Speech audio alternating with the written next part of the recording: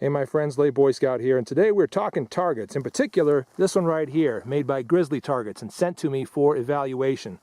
We're going to talk about some of the strengths this target has, some of its selling points, why you might be interested in picking one of these up, and while we're at it, we'll compare it and contrast it with a whole bunch of other target systems that I've collected.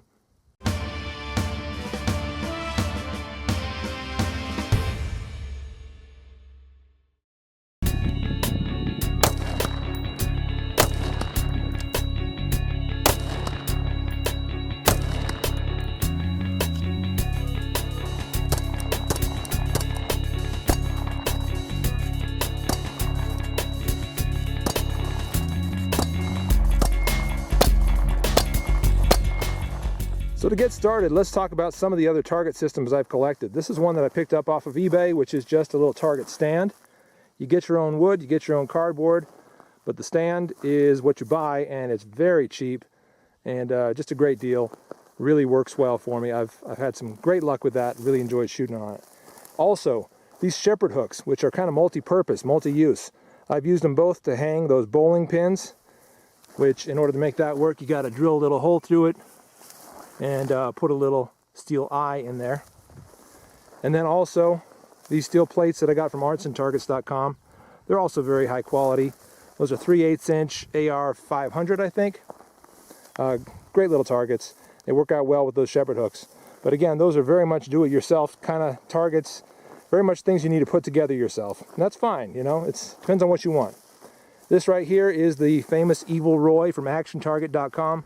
And this one is the 3/8 inch AR 550, if I'm not mistaken, and it's the 10-inch plate.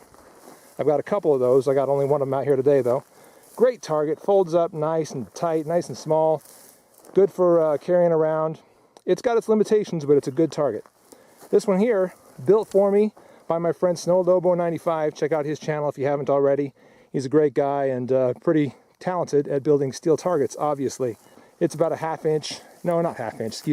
that is 1/4 inch AR 500, if I'm not mistaken, and but it has held up pretty well.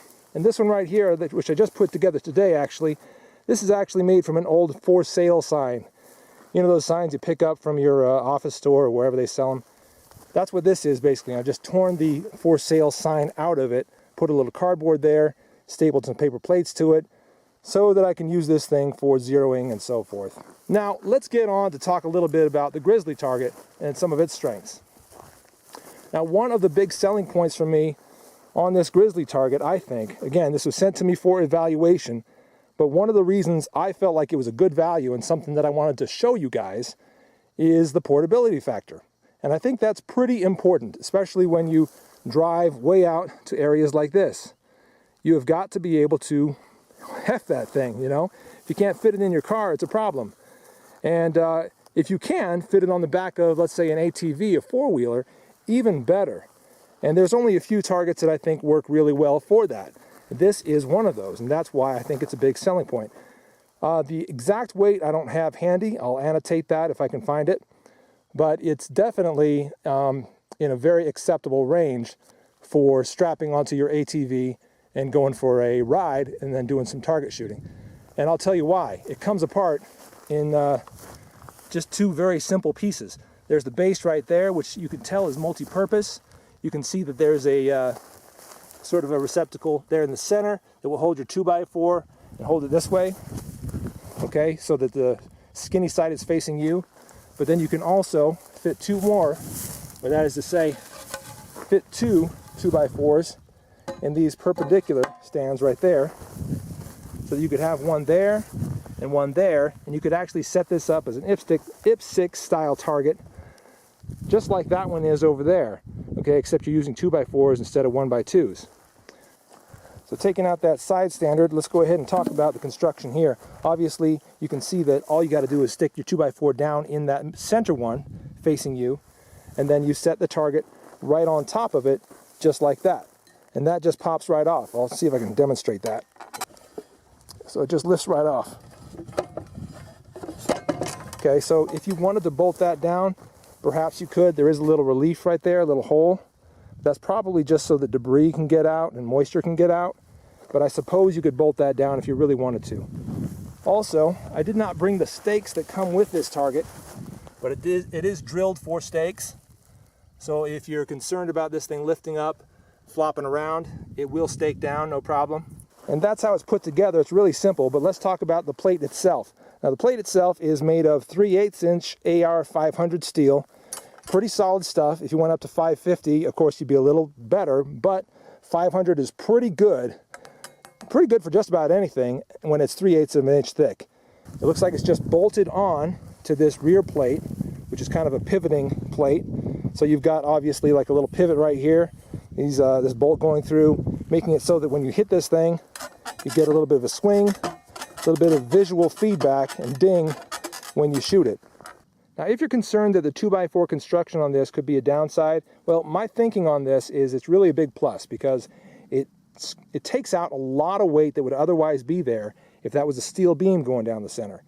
And it makes it a heck of a lot easier to take apart and transport because you've just got that base and that top. And I could see those bungeeing down to the back of an ATV very easily, along with that 2x4 and maybe a couple other 2x4s and some cardboard and all your other gear, very, very easily for transport. And you know, I actually think that's a really smart construction because when you shoot up that 2x4, it's extremely cheap to replace.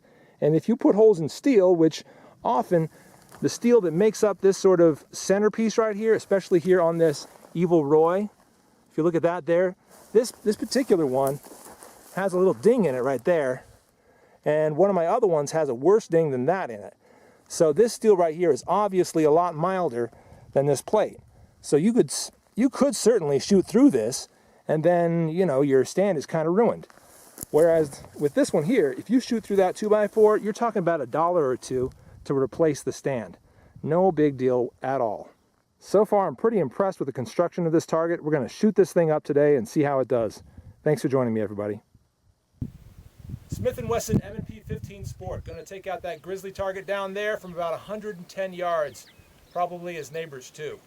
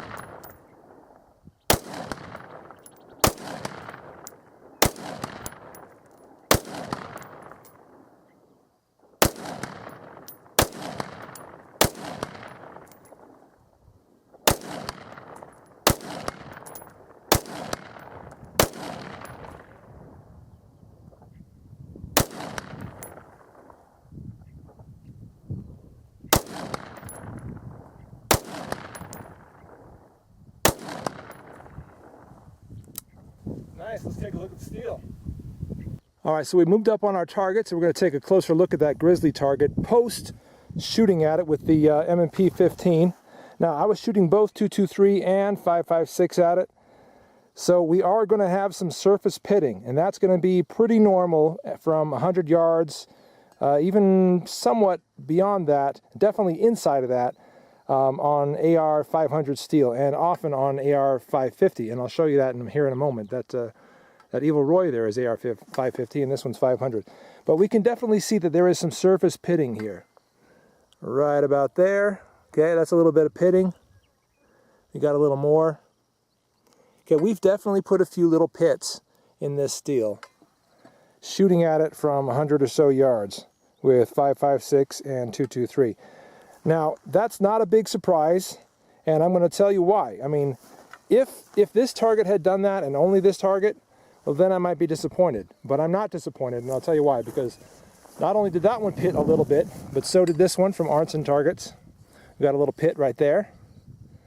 Okay, just right there. And that, I think, is 550. It might be 500. I can't remember for sure. And then if we come over to the Evil Roy target, we've also got some very clear, very obvious pits right here. Let's see, right there's one. And over here, we've got some clear and obvious surface pitting going on here. Now none of that came through to the back. That has to do with the thickness of the steel, which on this one is 3/8 inch. And also that's the same case here on the Grizzly target. None of that pitting came through to the back. I don't feel any of that on the back of this. So what I'm saying is you get a little surface pitting, but it's not going to translate to big dents and big bows in your target because it is a 3/8 inch hunk of steel. So just from the 223 and 556 I shot at this today, I gotta say that it's behaved pretty much just as expected. I wouldn't have expected it to do any better than it did. Surface pitting again is pretty normal at the range that I was shooting from, and definitely with the high pressure rounds that I was shooting at it. And let's look at that 2x4 there. And that's no surprise either. Some of that spalling coming off of the target and shooting down and coming into that 2x4. Again, no big deal because the 2x4 is meant to be replaced over time as it wears out. We're going to shoot this thing a little bit more with some pistol at closer range, and let's just see how that target holds up.